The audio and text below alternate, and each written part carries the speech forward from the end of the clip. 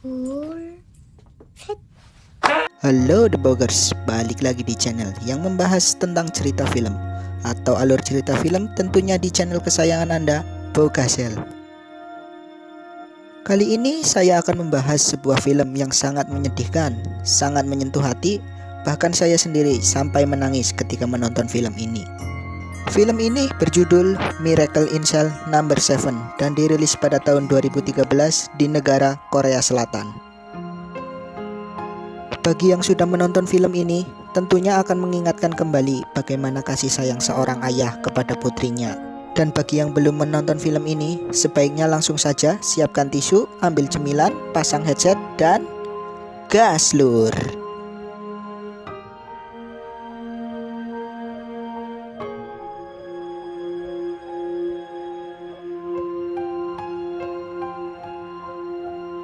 당시의 증거와 정황을 정확히 되짚어. Adegan diawali di sebuah persidangan, di mana ada seorang wanita yang menjadi jaksa pembela di sebuah kasus yang akan diungkapnya. Dia pun mencoba memberikan fakta yang diketahuinya. 12기. 그 자리에 있었던 것만은 확실. Dan cerita pun dimulai. Adegan memperlihatkan seorang anak kecil bernama Yesung dan ayahnya bernama Lee Yong-go yang mengidap keterbelakangan mental atau autis. Kita panggil saja Appa. Dan Appa juga merupakan seorang single parent. Ketika di depan toko tas, Yesung meminta kepada ayahnya untuk bisa dibelikan tas Sailor Moon kesukaannya. Tapi Appa belum mempunyai uang dan berjanji akan membelikannya ketika gajian. Hingga akhirnya tas itu terjual terlebih dahulu kepada seorang anak komisaris polisi.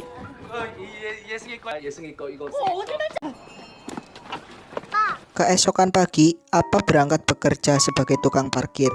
Di tempat itu, Appa melihat anak kecil yang membeli tas kesukaan Yesung sebelumnya.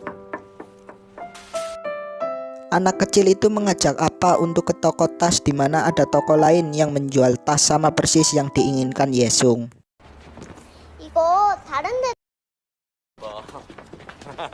Appa mengikuti anak itu, tetapi belum sampai ke toko tas yang ditunjuk, anak itu malah meninggal karena terpeleset. Seorang wanita melihat Appa sedang memegangi anak itu, hingga akhirnya Appa terjebak dalam suatu kasus dengan tuduhan penculikan, pencabulan, dan pembunuhan anak seorang komisaris polisi. Karena keterbelakangan yang dimiliki, Appa hanya bisa diam dan tak mampu memberikan penjelasan. Ketika dirinya diminta untuk mereka ulang kejadian di tempat perkara, Appa terus disudutkan oleh pihak kepolisian dengan menjanjikan akan dipertemukan dengan Yesung. Yesung yang akan berangkat ke sekolahnya kemudian melihat keramaian di tempat kejadian perkara. Dan alangkah terkejutnya, ia melihat ayahnya yang sedang dikawal oleh polisi. Begitu juga dengan Appa yang hanya bisa berteriak memanggil putri kecilnya. Appa kemudian ditempatkan di dalam penjara sampai menunggu vonis keputusan dari pengadilan. Sementara Yesung dibawa oleh kepolisian untuk ditempatkan di panti asuhan. Di dalam penjara, Appa ditempatkan di sel nomor 7.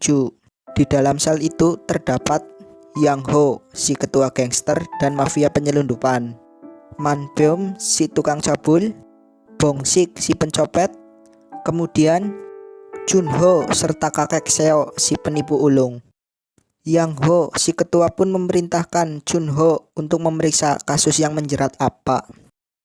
Setelah mengetahui kasusnya, mereka pun menyambut Appa dengan sangat hangat, layaknya penyambutan di lapas pada umumnya. Di hari berikutnya, para napi bekerja di lapas sebagai pembuat bola, termasuk si ketua yang juga bekerja di sana. Namun, di balik kerjaannya, si ketua juga mempunyai bisnis lain, yaitu sebagai penyelundup barang-barang kebutuhan para napi melalui bola yang dibuatnya. Melihat si ketua yang semakin disegani karena penyelundupannya, napi saingannya pun kesal dan berniat melukai si ketua. Appa yang melihat ketua akan diserang segera berlari dan menolongnya. tapi malahan Apa yang kena luka tusuk.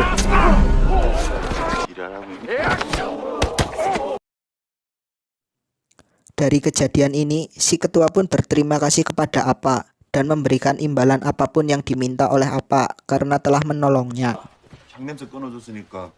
Kemudian, Apa meminta untuk bisa bertemu dengan Yesung, putrinya. Ketua awalnya kaget mendengar permintaan Apa. Namun karena dirinya yang merupakan ketua mafia dan memiliki jaringan yang luas di luar lapas, bukan hal sulit baginya untuk bisa menyelundupkan Yesung ke dalam lapas. Dirinya pun menyelundupkan Yesung melalui acara keagamaan yang sudah diaturnya. Setibanya di dalam sel, Yesung terkejut melihat ayahnya di sana. Begitu juga dengan Apa yang sangat histeris meluapkan kerinduan terhadap putrinya. Melihat kegaduhan yang dibuat Apa dan Yesung, Bongsik menjadi ketakutan karena mereka telah menyelundupkan seorang anak kecil, di mana hal itu bisa membuat masalah dan bisa menambah masa hukuman mereka. Dan ia berusaha memberitahu kepada sipir penjaga. Sembari bersembunyi di bawah pintu, Yesung memohon kepada paman Bongsik untuk tak memberitahukan keberadaannya kepada sipir penjaga. Bongsik pun akhirnya luluh oleh permintaan Yesung. Ketika di dalam sel, Yesung menanyakan kenapa ayahnya bisa ada di sana, padahal ayahnya bukan orang jahat. Sedangkan Apa sendiri juga bingung, tak dapat menjelaskannya. Sementara itu, acara keagamaan yang sebelumnya sudah diatur ternyata tak sesuai rencana, sehingga memaksa Yesung untuk segera pergi meninggalkan ayahnya. Yesung yang tak mau dipisahkan dengan ayahnya dibujuk oleh si ketua dan berjanji akan dipertemukan lagi dengan Apa di lain waktu. Manbeom yang menjadi perantara penyelundupan itu akhirnya telat membawa Yesung keluar karena bis yang ditumpangi Yesung telah pergi. Dan dengan terpaksa Yesung kembali disembunyikan di dalam sel bersama mereka. Namun Bongsik kembali memprovokasi ketua agar mereka mengakui keberadaan Yesung kepada sipir penjaga. Di malam hari, ketika mereka semua akan tidur, Apa dan Yesung terus berbincang, sehingga membuat sipir kembali datang untuk memeriksa keadaan di dalam sel. Manbeom yang menyadari hal itu langsung bertingkah seolah-olah dirinya lah yang sedang mengigau. Ketua Yang Ho kembali memikirkan rencana agar Yesung bisa keluar dari lapas tanpa diketahui penjaga sipir. Paman Chun Ho pun memberikan saran agar Yesung dikeluarkan melalui acara keagamaan seperti biasa. Mereka langsung memulai rencana agar bisa mengeluarkan Yesung. Paman Chun Ho dan Manbeom bekerja sama mengelabui para sipir penjaga, sementara si ketua membawa Yesung ke tempat di mana Yesung bisa dikeluarkan. Alangkah terkejutnya Yesung dan ketua ketika rencana itu gagal, dikarenakan acara keagamaan itu berbeda dari info yang diberikan Paman Chun Ho. Paman Chun Ho lantas dimarahi si ketua karena info yang diberikannya salah, sehingga rencana mengeluarkan Yesung kembali gagal. Sementara itu, kepala sipir yang bernama Min Hwan mendapatkan keanehan dari foto yang diberikan anak buahnya ketika acara keagamaan di hari sebelumnya, di mana salah satu anak di foto itu telah menghilang dan membuatnya curiga. Kemudian ia memerintahkan anak buahnya untuk mengecek sel nomor 7. Ketua dan yang lainnya kembali berusaha mengelabui sipir penjaga. Kali ini si sipir penjaga lebih teliti dalam mengecek sel itu, tapi mereka masih bisa mengelabuinya. Namun tiba-tiba kepala sipir muncul dari balik pintu. Mereka semua pun dikeluarkan dari selnya dan diinterogasi, termasuk tahanan yang lain. Sedangkan Apa dibawa oleh kepala sipir untuk diinterogasi secara terpisah. Ketika dibawa, Apa mencoba menjelaskan bahwa ia tak pernah membunuh gadis kecil itu. Namun kepala sipir tak menggubrisnya, kemudian menempatkan Apa di sel isolasi.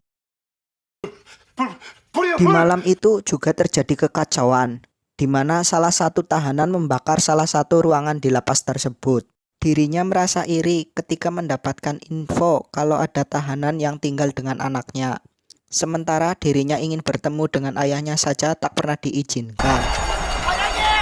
Dan kepala sipir terus membujuk tahanan itu untuk menghentikan perbuatannya.